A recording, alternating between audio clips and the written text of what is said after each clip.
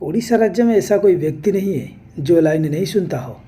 आसिला कला पहाड़ भांगिला लुहार बाड़ पीला मुहा नदीर पानी सुवर्ण थाली रे हीरा परसिले मुकुंद देवं राणी। काला पहाड़ द ब्लैक माउंटेन ओडिशा और हिंदुओं के इतिहास में एक काला चरित्र था। वो एक हिंदू ब्राह्मण था जिसने बाद में अपना धर्म बदल लिया और हिंदुओं के सभी धर्म स्थलों को नष्ट करना शुरू कर दिया। उसके डर से प्रभु जगन्नाथ, बलभद्र और देवी सुभद्रा को छुपना पड़ा। आखिर वो ऐसा क्यों किया? चलिए दोस्तों विस्तार से जानते हैं। अगर आपने अभी तक मेरे चैनल को सब्सक्राइब नहीं किए हैं तो जल्दी कर दीजिए। ये कहानी है राजीव लोचन की। उनको लोकप्रिय रूप से काला पहाड़ कहा जाता है। ऐसी थी उनकी शारीरिक बनावट, तगड़ा और बहुत बलशाली। उस समय उड़ीसा कलिंग के नाम से जाना जाता था। काला पहाड़ उड़ीसा के राजा गजपति मुकुंद देव के सेनापति थे। ओडिशा सेना में सबसे ताकतवर हिंदू जनरल राजीव लोचन पूरी दुनिया में मशहूर थे। अपने वीरता के बल पर ओडिशा के सबसे भरोसेमंद सेनापति बनने के लिए शक्ति और स्थिति में आगे बढ़े। काला पहाड़ कभी भी कोई युद्ध नहीं हारा। तब बंगाल में सुलेमान करानी का शासन था। सुलेमान केवल ओडिशा, बिहार और बंगाल के पड़ोसी राज्यों को अपने अधीन करके अपने साम्राज्य विस्तार करना चाहता था। जब ये बात राजा मुकुंद देव को पता चला तो कलिंग और भूरिक्षेत्र की मिलित सेना सुलेमान करानी पर हमला करने की योजना बनाई।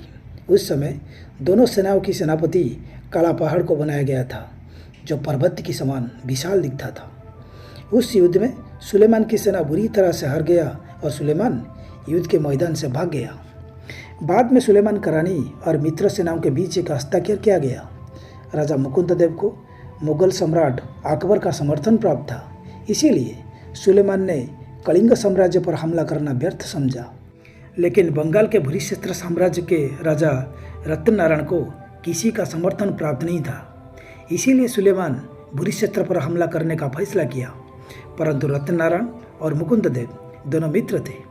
सुलेमान ने सोचा, अगर युद्ध हुआ तो काला पहाड़ फिर सामने आएगा और मैं कभी भी रत्ननारायण को पराजित नहीं कर पाऊंगा। सुलेमान करानी किसी भी तरह से काला पहाड़ को अपने पक्ष में करने की योजना बनाई। यदि उसने काला पहाड़ को अपने पक्ष में जीत लिया तो वो न केवल रत्ननारायण को बल्कि मुकुंद देव और अन्य पड़ोसी राजाओं को भी हराने में सक्षम होगा। वो मुगल के विरुद्ध भी विद्रोह कर सकेगा। उसे लगा कि वो एक साम्राज्य स्थापित करने में सक्षम होगा। सुलेमान एक सही अवसर की प्रतीक्षा कर रहा था। एक उदाहरण पर काला पहाड़ शांति का प्रस्ताव लेकर राजा मुकुंद देव की ओर से सुलेमान के पास पहुंचा। सुलेमान की दुलारी नाम की एक खूबसूरत बेटी थी। सुलेमान की ओर से अतिथियों का दायित्व दुलारी को सौंपा गया। दुलारी ने काला पहाड़ को प्रेम जाल में फंसाने की बहुत कोशिश की। तुरंत ही हिंदू ब्राह्मण काला पहाड़ को दुलारी से प्यार हो गया। सुलेमान करानी आग में घी डालने का काम किया। वह चाहता था कि उन दोनों का शादी हो जाए। जब काला पहाड़ को पता चला कि सुलेमान को उनके रिश्ते से कोई आपत्ति नहीं है तो उसने दुलारी से शादी करने की ठान ली।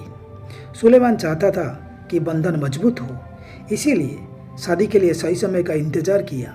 जब काला पहाड़ दुलारी से शादी करने के लिए तैयार हो गया तब सुलेमान उनके सामने एक शर्त रखा, अगर आपको मेरी बेटी से शादी करना है तो आपको इस्लाम कबूल करना होगा।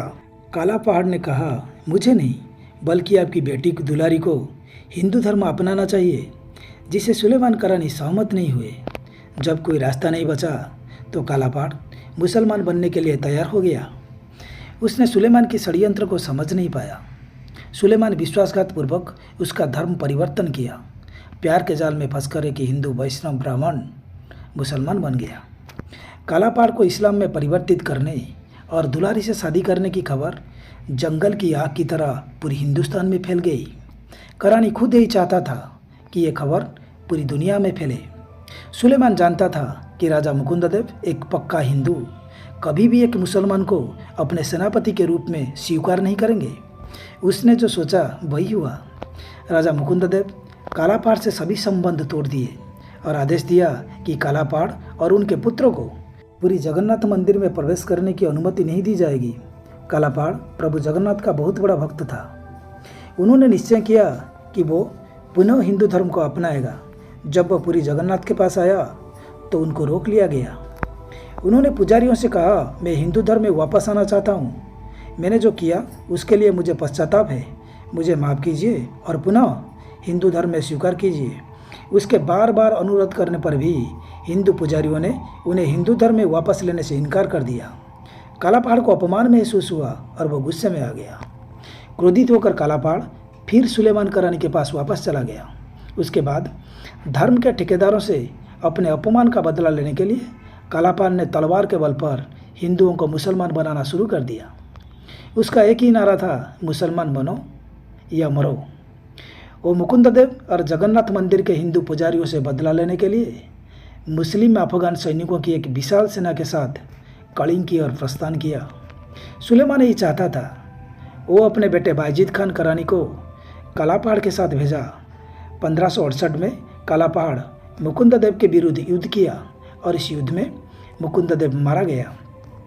गुस्से में आकर काला पहाड़ प्रसिद्ध कोणार्क मंदिर, पुरी के जगन्नाथ मंदिर के साथ साथ बहुत सारे धर्मस्थलों को नष्ट कर दिया। जिसकी वीरता से सनातन धर्म को लाभ होना था, उस व्यक्ति की वीरता से सुलेमान करानी को लाभ हुआ। जो हिंदू धर्म में वापस आना चाहते हैं उन्हें कभी भी मना नहीं करना चाहिए, उनका स्वागत करना चाहिए। यदि काला पहाड़ को स्वागत किया गया होता तो मंदिरों का विनाश नहीं हुआ होता और उड़ीसा का इतिहास कुछ और होता। कहा जाता है कि उड़ीसा के संबलपुर में एक नदी में डूबने से काला पहाड़ की मृत्यु हो गई।